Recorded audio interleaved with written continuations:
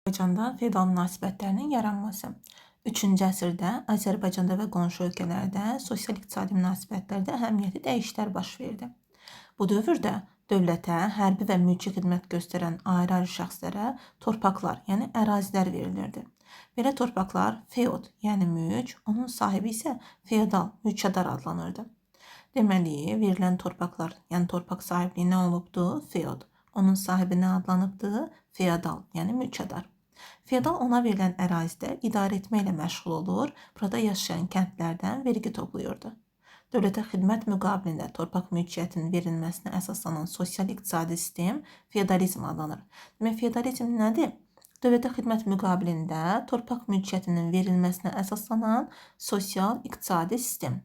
Dövlətə xidmət müqabilində verilən şərti torpaq mülkiyyətinin irsi və müvəqqəti formaları yarandı. Demək, bunun bir irsi, bir də müvəqqəti forması yarandı. Beləliklə, 3-cü əsrdə Azərbaycana tədricən feodal münasibətləri yaranmağa başladı. Atropatena və Albaniyada feodal münasibətlərin yaranması oxşar xüsusiyyətlərə malik idi. Azərbaycanda və bütövlükdə şərqdə torpaqlar əsasən dövlət mülkiyyətində idi. Təbii coğrafi şərait əkinçilik üçün süni suvarma sistemlərinin yaradılmasını tələb edirdi. Bu isə yalnız dövlət tərəfindən həyata keçirilə bilərdi. Deməli, əkinçilik üçün süni suvarma sistemi yaradılması tələb olunurdu. Süni suvarma böyük xərc tələb edirdi və feodalların əksəriyyətinin belə bir xərci qarşılamağa gücü çatmadığı üçün bu yalnız dövlət tərəfindən həyata keçirilirdi. Ona görə də bizə dövlət feodalizm anlayışı geniş yayılmışdı. Deməli, Albaniyada feodal münasibətlərin yaranmasının xüsusiyyətlərindən danışaq. Torpaq üzərində dövlət mülkiyyət formasının üstünlüyü təşkil etməsi və bunun dövlət hakimiyyətinin güclənməsinə, mərkəzləşməsinə səbəb olması. Hökmdar və ailə üzvlərinin sonra iri torpaq mülkiyyətinin Alban kilsəsinə məxsus olması.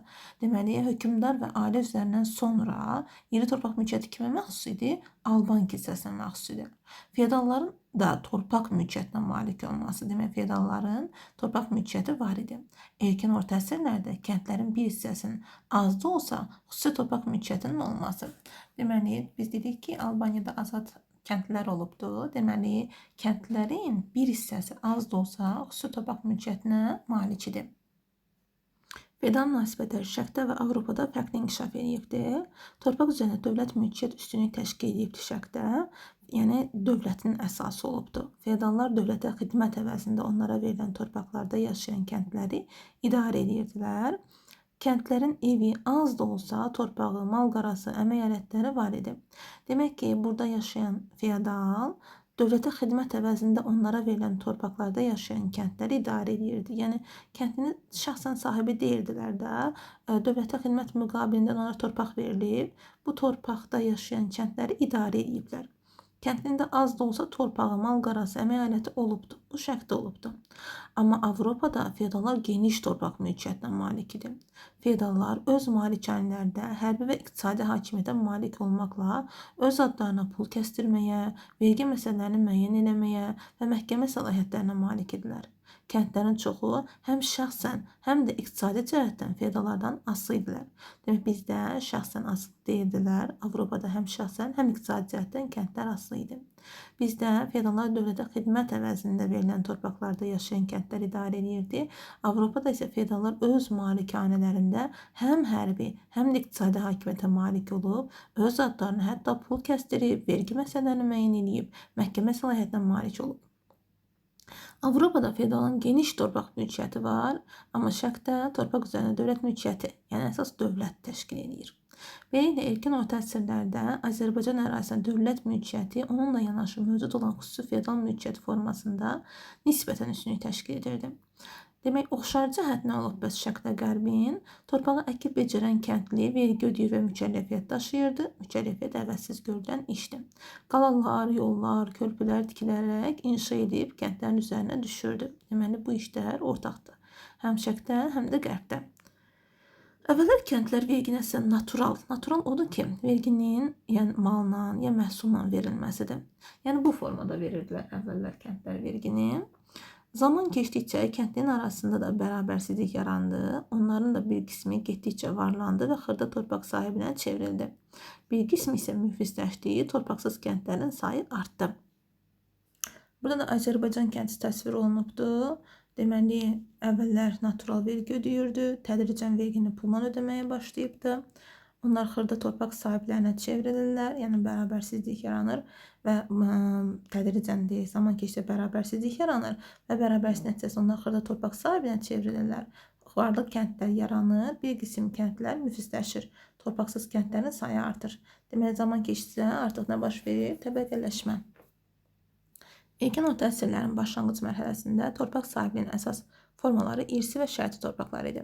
Feodal münasibətlərin inkişafı gedişində tədricən şərti torpaq mülkiyyətinin irsi mülkiyyətə çevrilməsi prosesi baş verdi. İlk vaxtlar irsi torpaq mülkiyyətinin sahibləri içərisində əsas yeri hökmdar ailəsinin üzvləri və əyanlar tuturdu. Demək, ilk vaxtlar əsas yeri hökmdar ailə üzvləri və əyanlar tuturdu ki, onlar irsi torpaqlara sahib edilir. Şərti torpaqların əsas sahibi isə hərbiçi və qismən də mülki məmurlar idi. Burada da bölüfdü. Torpaq mülkiyyət formaları irsi və şərti. Ayrı-ayrı feodallara məxsus olmaqla nəsildən nəslə keçən irsi idi. Dövlətə xidmət müqabilində hərbiçi və mülki məmurlara verilən torpaqlar şərti idi. Əyan sarayda və əyalətdə də müəyyən yüksək vəzifə tutan şəxsdir. Dövlətə hərbi və mülki xidmət müqabilində torpaq alan şəxslər feodallara çevrilirdilər. Feodal əyanlarla yanaşı din xadimləri və məbədlər də torpaq sahibliyinə malik idi. 5-6-cı əsrlərdə feodal münasibətlərinin qəti möhkəmləndiyi bir zamanda görürük ki, irsi torpaq sahibi əhəmiyyəti yer tutmağa başlayır. Hətta vilayət hakimi vəzifəsi də bir qayda olaraq irsən atadan oğula keçirdi.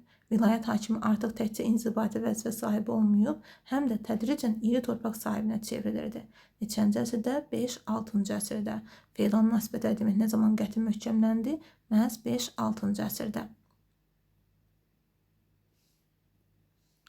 Deməli, torpaqdan istifadə müqabilində kəndlər dövlətin xəzinəsinə torpaq vergisi ödəyirdi. Bu torpaqdan əldə edilən məhsulun müəyyən hissəsini təşkil edirdi. Şəhər sənətkarları və tacirlərdən də xüsusi vergi alınırdı. Vergi toplanmasından əldə edilən gəlir hesabına çoxsaylı qoşun saxlanırdı. Sonralar feodalların da dini qurumların xeyrinə də vergi və rüsumlar ödənilməsinə, müxtəlif mükəlləfiyyətlərin yerinə yetirilməsinə başlandı. Azərbaycan kəndləri feodalın şəxsən deyil, yalnız iqtisadi cəhətdən, yəni torpağa görə asılı idilər. Evi az da olsa torpağı, mal-qarası əkmək alətləri var idi. Feodalın torpağını əkib becərirdilər, vergi ödəyir və mükəlləfiyyətlər daşıyırdılar. Keçmiş icma üzvləri əvvəllər yalnız dövlətə vergi ödəyirdilər. Sonradan həm dövlətə, həm də icma torpaqların yerləşdiyi vilayətin hakim olan feodallara məhsulun bir hissəsini vergi şəklində ödəyirdi. Deməli, əvvəllər yalnız dövlətə vergi ödəyirdilər, amma sonradan həm dövlətə, həm də icma torpaqların yerləşdiyi vilayətin hakiminə, yəni feodallara məhsulun bir hissəsini vergi şəklində ödəməli, müxtəlif mükəlləfiyyətlər icra etməlidirlər. Müxtəlif dövrlərdə bəzi hökmdarlar tərəfindən vergi və torpaq mülkiyyəti sahələrində müəyyən islahatlar, yəni dəyişikliklər həyata keçirilmişdi. Sasanilər dövründə vergilər hər mahalın əkin sahəsinin məhsuldarlığından və habelə onun mövqeyindən, yəni şəhərə yaxın və uzaqdan asılı olaraq məhsulun 1/3-dən 1/6 həcmində toplanırdı. Demək, 1/3-dən 1/6 həcmə qədər toplanırdı. Vergilərin bu qayda ilə toplanması bir sıra çətinliklər törətdiyinə görə əkinçilərin narazı salırdı. Belə ki, dövlət məmurları öz vəzifələrindən istifadə edib, məhsulun vaxtında yoxlanılıb və vergi miqdarının təyin edilməsini ləngidirdilər. Bu səbəbə görə də məhsulun xeyli hissəsi tələf olurdu. Ona görə də 6-cı əsrdə vergi sistemində dəyişiklik edilməsi qərar alındı. Vergilər məhsulun həcminə görə deyil, torpaq sahələrinə görə təyin edilməyə başladı. Demək, 6-cı əsrdə məhz vergi sistemində dəyişiklik oldu. Vergilər məhsulun həcminə görə yox, torpaq sahələrinə görə təyin olunmağa başlandı. Məhsulları təbii xəstəliklərə məruz qalmış şəxslərə güzəştlər edilirdi. Həmin dəyişiklikdən sonra natural şəkildə toplanan məhsulun bir hissəsi pul vergisi ilə əvəz olundu. Yəni qaydalar sərtləşdirildi. Və gördüyümüz üzrə bu cədvəldə Azərbaycan və Qərbi Avropada feodalizmin oxşar və fərqli xüsusiyyətləri verilibdir. Deməli, Azərbaycanda 3-cü əsrdən 19-cu əsrin ikinci yarısına qədər feodal münasibətlər mövcud olub. Avropada isə, yəni tez yaranıb, Avropada isə 5-ci əsrdə yaranıb, amma gec dağılıb 17-ci əsrin ortalarına qədər mövcud olubdur. Deməli, torpaq mülkiyyətində Azərbaycanda əslən dövlətin mülkiyyətində idi torpaq, Avropada isə feodalların geniş torpaq mülkiyyəti mövcud idi. Kəndlinin vəziyyəti kəndli feodaldan əsasən iqtisadi cəhətdən asılı idi, şəxsi deyil. Amma Avropada kəndli əsasən təhkimli idi, yəni həm də şəxsən asılı idi. Feodallar süni suvarma şəraiti əlverişli olmadığı üçün demək olar ki, təsərrüfatla məşğul olmurdular. Amma Avropada feodalların xüsusi təsərrüfatları var idi.